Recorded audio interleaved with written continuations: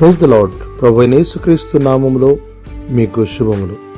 ఈ దిన వాగ్దానము, దేవుని కృప వలన ఆయన ప్రతి మనుషుని కొరకు మరణము అనుభవించెను.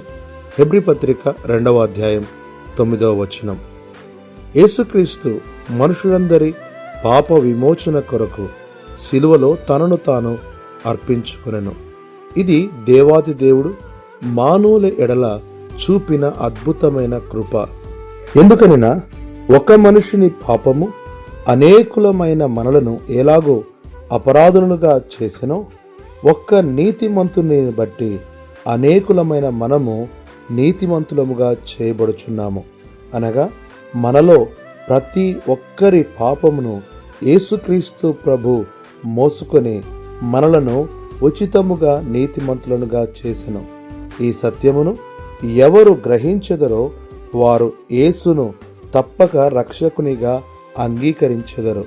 కారణం, ఆయన వలననే మనము స్వతంత్రులముగా చేయబడ్డాం. మరి వాక్యం వినుచున్న నీవు యేసుక్రీస్తు ఇచ్చు ఈ గొప్ప రక్షణను పొందితివా?